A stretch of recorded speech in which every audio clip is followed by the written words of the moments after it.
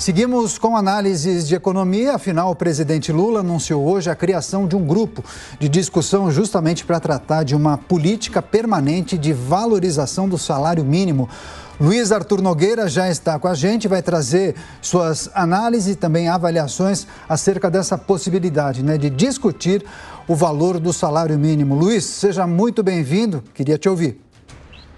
Boa tarde, Caniato. Boa tarde a todos aqui no Prós e Contras pela Jovem Pan News. Foi uma reunião importante que deu um prazo de 45 dias para esse grupo de trabalho elaborar uma regra permanente de valorização do salário mínimo. Qual é a ideia do governo Lula? Que todo ano tenha reajuste acima da inflação para o salário mínimo. Neste ano, aliás, o que previa o governo Bolsonaro já era um reajuste acima da inflação. Vamos lembrar que no ano passado o salário mínimo era de R$ 1.212 e o governo Bolsonaro deixou no orçamento uma previsão de R$ 1.302, que dá um reajuste de 7,4%. Como a inflação no ano passado foi em torno de 6%, teve um ganho real de quase 1,5 ponto percentual. Muito bem. O que o governo Lula quer agora? Uma regra permanente.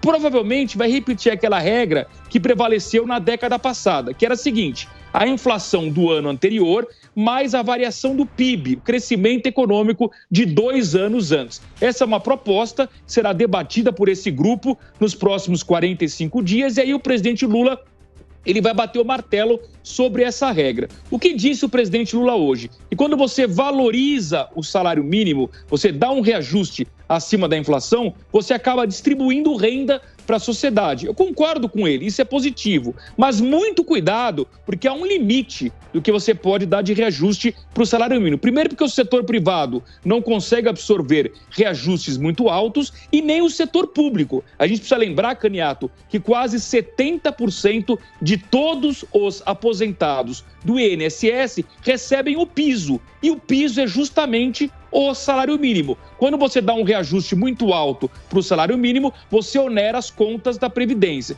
Então, na teoria, é tudo muito bonito. Quem seria contra um reajuste robusto do salário mínimo? Na prática, precisa ver se tem dinheiro. E, infelizmente, o Brasil não tem dinheiro neste momento para dar um reajuste maior para o salário mínimo ainda neste ano. Pois é, dificuldade do país, não há espaço fiscal, mas naturalmente os gestores públicos precisam pensar em alternativas e saídas.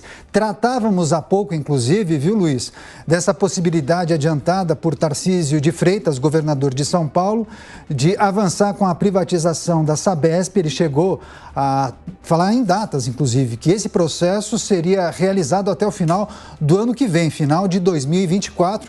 Disse que os estudos vão começar de maneira imediata e eu queria a sua avaliação. Estados que queiram avançar com as agendas de desestatização, que processo esse que vai na contramão do que deseja o governo federal, isso pode ser salutar para as contas dos estados?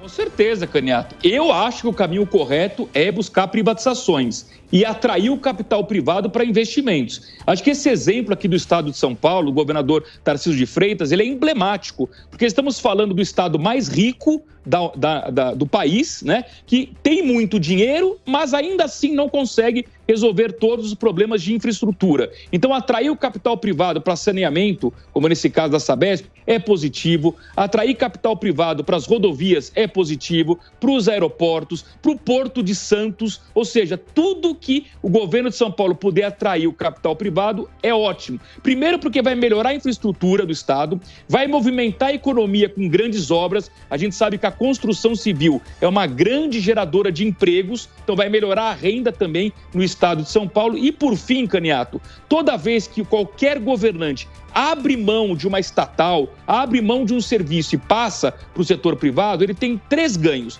Primeiro, o serviço melhora, porque o setor privado é melhor do que o setor público, é mais eficiente. Em segundo lugar, aumenta a arrecadação, porque o serviço vai melhorar, vai produzir mais, vai entregar mais, automaticamente vai pagar mais impostos. E em terceiro lugar, o governante para de perder tempo em tratar daquele assunto e foca no que é prioridade para o poder público, que na minha opinião é saúde, educação e segurança pública. Portanto, o governador Tarcísio está correto, está no caminho correto em privatizar e atrair o capital privado para o estado de São Paulo. É isso, vamos aguardar os desdobramentos, os avanços desses estudos que já foram solicitados por ele. Claro que a gente vai seguir acompanhando toda essa agenda e vamos tratar com o nosso analista Luiz Arthur Nogueira, a quem eu agradeço demais, mas o Arthur volta daqui a pouco na programação da Jovem Pan.